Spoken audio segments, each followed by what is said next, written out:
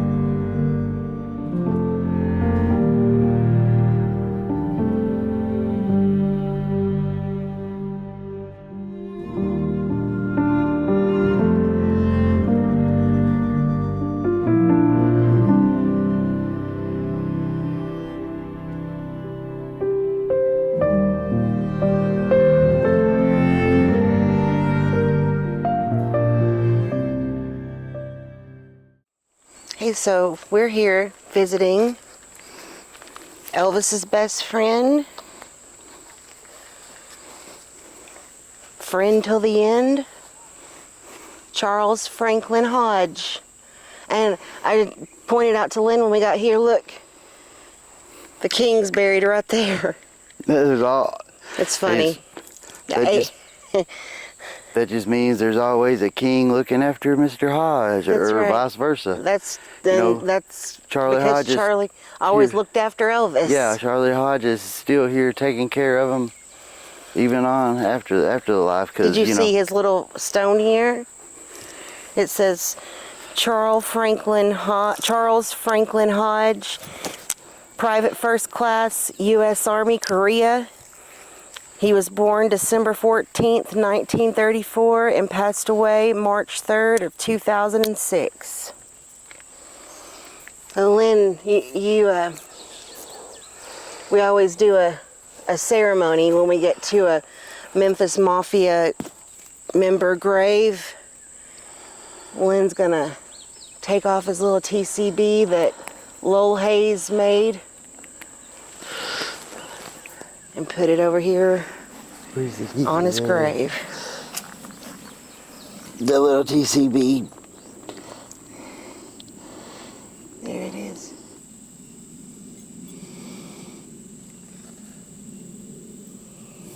Here we go. Straight from Lowell Hayes' mold that he made Charlie Hodges with and everybody else on the Memphis Mafia.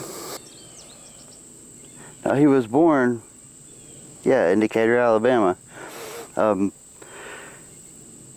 He began his musical career at the age of 17 in a gospel quartet called the Pathfinders with a guy named Bill Gaither. 5'3" tall, the tenor singer. He used the empty coat crate to stand on, to use it like a comedy routine whilst singing with the quartet. Yeah, he was a little guy, but he had a deep voice. That's what was so crazy. Such a deep booming voice came from such a little guy. Yeah. It's so crazy. But then he got into the band called the Foggy River Boys. And, don't be confused with the Soggy Bottom Boys. No, don't be confused. And that's when he met Elvis Presley in 1955. Whenever, the Foggy River Boys, they were like the best gospel quartet in the United States at the time, and they were on tour to promote the ABC's TV's Ozark Jubilee, and the tour came through Memphis, and it was in 1955, and Elvis was already made a name for himself, so he got to go backstage and he met Charlie Hodge. He was a fan of his. Yeah, Elvis was a fan of Charlie Hodge before he ever even became famous on his own. He looked up to Charlie. Mm-hmm. He sure did. He met up with Elvis again in 1958 in Fort Hood, and they became really good friends. And he eventually joined the Memphis Mafia, of course. When Elvis's mom died, Charlie said that they would be in bed and he would hear Elvis like sighing and just, I mean, crying probably. And Charlie would sing to him. Yeah, he was baby. He was taking care of. He just lost his mom. Yeah. He was grieving so much. That's so sweet. That just shows you what kind of a friend that Charlie was to Elvis. When Presley was needing to put a band together to return to his live performances, he returned to Charlie Hodge for some advice. Dude, Charlie Hodge recommended him James Burton, the lead guitarist, after seeing him play in some small club. We saw James. Yeah. He came to Lisa Marie's funeral and he came in a wheelchair, and to see him and Jerry Schilling embrace, it was so sweet. But James Burton was a killer guitar player. Yeah, no matter like all the houses that Elvis lived in all over the years throughout the 17-year history, Elvis always had one room set out for Charlie. He always had a room for him, no matter where he went, no matter what house he had. Down in Graceland, he had the little, down in the TV room where they used to store all the little Christmas decorations. Before that, though, his room was right next to Elvis, but Elvis had so much wardrobe that it took over Charlie's room and it forced him to move downstairs. I got too many clothes, son. Charlie was like, okay. Yeah, Hodge, he ended up living, he lived for 17 years at Graceland there, but he had rooms in all of Presley's other homes. And not every Memphis Mafia could say that. Charlie was the only one that could say that. Yeah. And Elvis referred to Charlie and Red West as the Imperial Council. Yeah, that's right. Because they would help him write songs. Yeah, a lot of people would come to Elvis and turn over songs that they had written, but Elvis always turned them down because the main man, Red West, and Mr. Charlie Hodge here, they were the two main influencers, the songwriters that Elvis took songs from. Yeah, he really, really respected him. Yeah, he respected their songwriting ability. And a lot of people talk about Red being so bad. He helped Elvis make so much money with the songs that he wrote for him. It was a give and take. Elvis helped him and Red helped Elvis. But Charlie Hodge, he was considered one of the sweetest and kindest members of the Memphis Mafia, man. The most genuine type guy. And he was good looking to boot. Yeah, and he was always the second best dressed man on stage behind Elvis. Of course, no one's going to outstage Elvis. No. But, he would catch Hodge. Elvis's guitar. He would hand Elvis the scarves that he would pass to the women after he kissed them. Yeah. And then whenever Elvis was playing his guitar, he had that thing where he could throw his guitar. Well, guess who caught that guitar? Speaking of that, if y'all haven't seen George Harrison's tribute concert when Prince comes out and plays the guitar solo for While My Guitar Gently Weeps, and he nails it and just tosses his guitar afterwards and walks off, y'all need to look that up. Yeah. Hey, you talk about an episode of dropping the mic. Well, he dropped the guitar.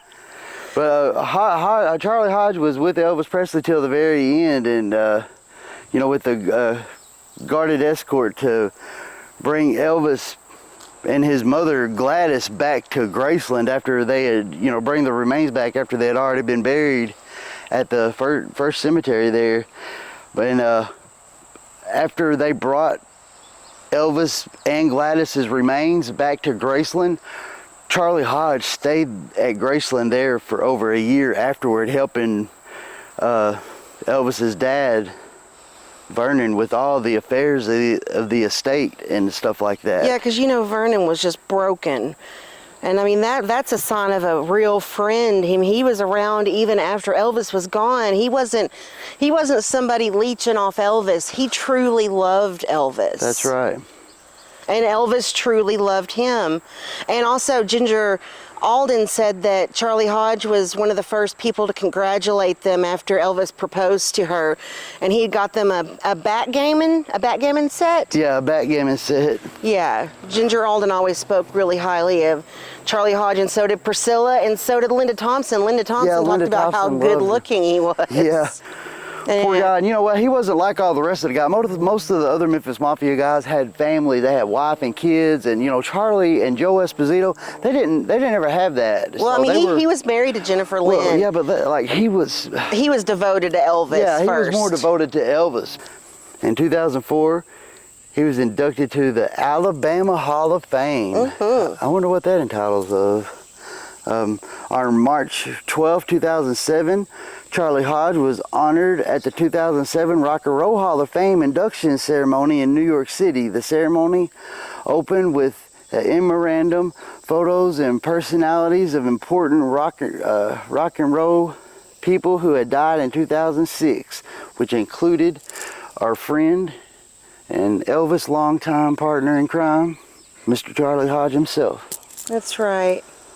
And the band Dred Zeppelin, which plays Led Zeppelin songs, They play reggae. Yeah, I saw them on Beale Street. At the New Daisy one night. It was a crazy experience. The lead singer is dressed as Elvis in a vinyl jumpsuit, and they have a guy named Charlie Hodge that is his like right-hand man in tribute to Charlie.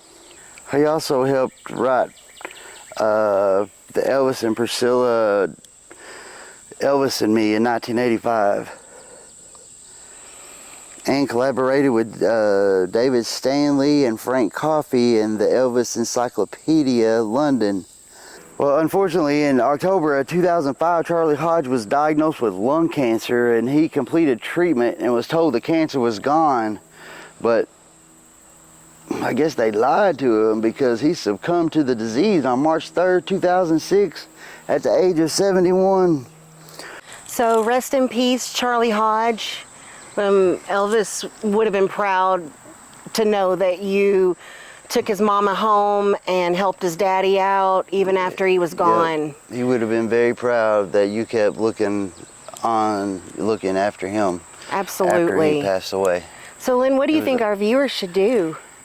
Come pay your respects to Charlie Hodge. And if you like this video, hit the like button. Don't forget to subscribe to Atomic Hive. We put out these videos every week. That's right. Hit the notification bell and you will be notified of these videos. So until then, stay groovy. And keep taking care of business. And keep paying respects to Mr. Charlie Hodge.